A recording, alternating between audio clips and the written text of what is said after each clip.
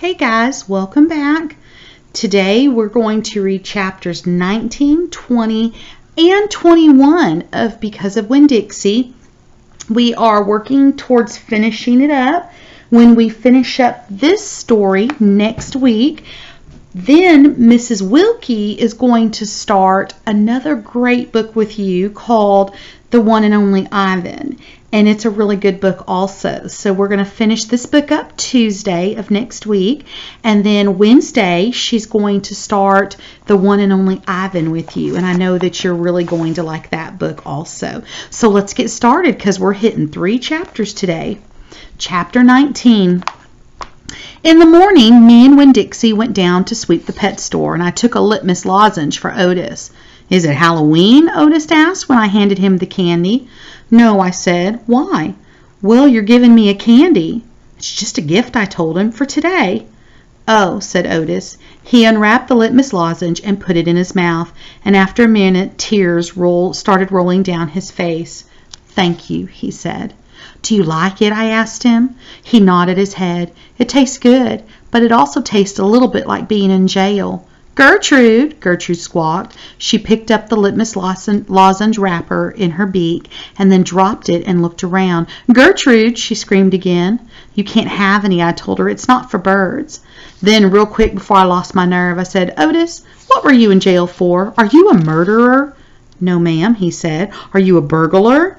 No, ma'am, said Otis again. He sucked on his candy and stared down at his pointy-toed boots.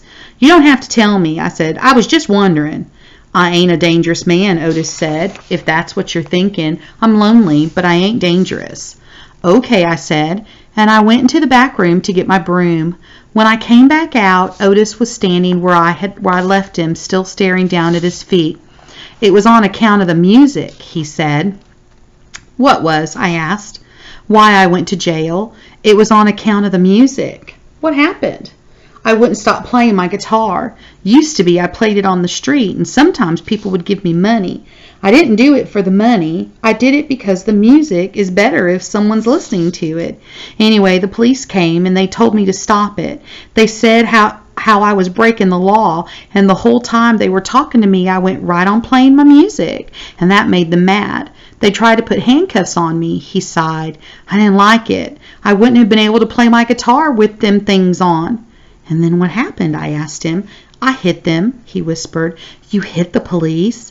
Uh-huh, one of them. I knocked him out. Then I went to jail, and they locked me up and wouldn't let me have my guitar. And when they finally let me out, they made me promise I wouldn't never play my guitar on the street again. He looked up at me real quick and then back down at his boots. And I don't. I only play in here for the animals. Gertrude, the human Gertrude, she owns the shop, and she gave me this job when she read about me in the paper, and she said that it's all right for me to play my music for the animals. You play your music for me and Winn-Dixie and Sweetie Pie, I said. Yeah, he agreed, but you ain't on the streets. Thank you for telling me about this, Otis, I said. It's all right, he said. I don't mind. Sweetie Pie came in and I gave her a litmus lozenge and she spit it right out. She said it tasted bad. She said it tasted like not having a dog. I swept the floor real slow that day. I wanted to keep Otis company. I didn't want him to be lonely. Sometimes it seemed like everybody in the world was lonely. I thought about my mama. Thinking about her was the same as the hole you keep on feeling with your tongue after you lose a tooth. Time after time, my mind kept going to that empty spot, that spot where I felt like she should be. Chapter 20. When I told Gloria Dump about Otis and how he got arrested, she laughed so hard she had to grab hold of her false teeth so they wouldn't fall out of her mouth. Woo-wee, she said when she was finally done laughing. That sure is some dangerous criminal. He's a lonely man, I told her. He just wants to play his music for somebody. Gloria wiped her eyes with the hem of her dress. I know it, sugar, she said, but sometimes things are so sad they get to be funny. You know what else? I said, still thinking about sad things. That girl I told you about, the pinched-faced one, Amanda. Well, her brother drowned last year. He was only 5 years old, the same age as Sweetie Pie Thomas. Gloria stopped smiling. She nodded her head. I remember hearing about that, she said. I remember hearing about a little drowned boy. That's why Amanda's so pinched-faced, I said. She misses her brother. Most likely, Gloria agreed. Do you think everybody misses somebody like I miss my mama? Mm-hmm, said Gloria. She closed her eyes. I believe sometimes that the whole world has an aching heart. I couldn't stand to think about sad things that couldn't be helped anymore, so I said, do you want to hear some more Gone with the Wind? Yes, indeed, said Gloria. I've been looking forward to it all day. Let's see what Miss Scarlet is up to now. I opened up Gone with the Wind and started to read, but the whole time I was thinking about Otis, worrying about him not being allowed to play his guitar for people. In the book, Scarlet was looking forward to going to a big barbecue where there was going to be music and food, and that's how I got the idea. That's what we need to do, I said. I slammed the book shut. Winn-Dixie's head shot up from underneath Gloria's chair. He looked around all nervous-like. Huh? Said Gloria Dump. Have a party, I told her. We need to have a party and invite Miss Franny Block and the preacher and Otis can play his guitar for everybody. Sweetie Pie can come too. She listens to music real good. We who? Gloria asked. We, me and you. We can make some food and have the party right here in your yard. Said Gloria Dump. We could make peanut butter sandwiches and cut them up in triangles to make them look fancy. Lord, said Gloria Dump, I don't know if the whole world likes peanut butter as much as you and me and this dog. Okay then, I said, we can make egg salad sandwiches. Adults like those. You know how to make egg salad? No, ma'am, I said. I don't have a mama around to teach me things like that. But I bet you know. I bet you could teach me, please. Maybe, said Gloria. She put her hand on Winn-Dixie's head. She smiled at me, and I knew she was telling me yes. Thank you, I said. I went over and hugged her. I squeezed her hard. Winn-Dixie wagged his tail and tried to get in between the two of us. He couldn't stand being left out of anything. It's going to be the best party ever, I told Gloria. You got to make me one promise, though, Gloria said. All right, I told her. You got to invite them Dewberry boys. Dunlap and Stevie? Ain't gonna be no party unless you invite them. I have to? Yes, said Gloria. You promised me. I promise, I said. I didn't like the idea, but I promised. I started inviting people right away. I asked the preacher first. Daddy, I said. Opal, the preacher said back. Daddy, me and Winn-Dixie and Gloria Dump are having a party. Well, said the preacher, that's nice. You have a good time. Daddy, I said, I'm telling you because you're invited. Oh, said the preacher. He rubbed his nose. I see. Can you come? I asked him. He sighed. I don't see why not. Miss Franny Block took the idea right away. A party, she said, and clapped her hands together. Yes, ma'am, I told her. It will be kind of like the barbecue at 12 Oaks in Gone with the Wind.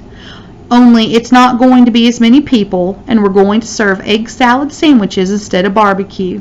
That sounds lovely, Miss Franny said, and then she pointed at the back of the library and whispered, maybe you should ask Amanda too. She probably wouldn't come, I said. She doesn't like me very much. Ask her and see what she says, Miss Franny whispered. So I walked to the back of the library and I asked Amanda Wilkinson in my best manners voice to please come to my party. She looked around all nervous and stuff. A party, she said. Yes, I said. I sure would like it if you could come. She stared at me with her mouth open. Okay, she said after a minute. I mean, yes, thank you. I would love to. And just like that, I promised Gloria, I asked the Dewberry boys. I ain't going to no party at a witch's house, Stevie said. Dunlap knocked Stevie with his elbow. We'll come, he said. We will not, said Stevie. That witch might cook us up in her big old witch's pot. I don't care if you come or not, I told them. I'm just asking because I promised I would. We'll be there, said Dunlap, and he nodded at me and smiled. Sweetie Pie was very excited when I invited her. What's the theme? She asked. Well, there isn't one, I said. You got to think of a theme, she told me. She stuck her knuckle in her mouth and pulled it back out. It ain't a party without a theme. Is this dog coming? She asked. She wrapped her arms around Winn-Dixie and squeezed him so hard that his eyes almost popped out of his head. Yes, I told her. Good, she said. You could make that the theme. It could be a dog party. I'll think about it, I told her. The last person I asked was Otis. I told him all about the party and that he was invited, and he said, no, thank you. Why not? I asked. I don't like parties, said Otis. Please, I begged. It won't be a party unless you come. I'll give you a whole free week of sweeping and arranging and dusting if you come to the party. That's what I'll do. A whole week for free, Otis said, looking up at me. Yes, sir, I told him. But I don't have to talk to people, right? No, sir, I said, you don't, but bring your guitar. Maybe you could play us some music. Maybe, said Otis. He looked down at his boots again real quick, trying to hide his smile. Thank you, I told him. Thank you for deciding to come. Chapter 21. After I got Otis convinced to come, the rest of getting ready for the party was easy and fun. Me and Gloria decided to have the party at night when it would be cooler, and the afternoon before we worked in Gloria's kitchen and made egg salad sandwiches. We cut them up in triangles and cut off the crust and put little toothpicks with frilly tops in them.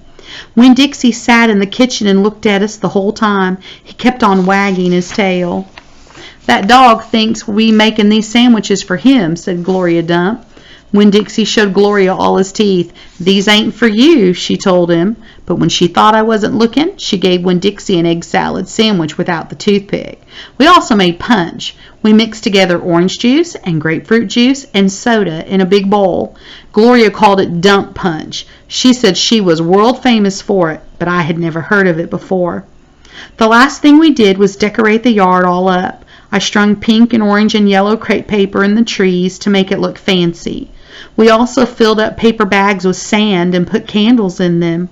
And right before it was time for the party to start, I went around and lit all the candles. It turned Gloria Dump's yard into a fairyland.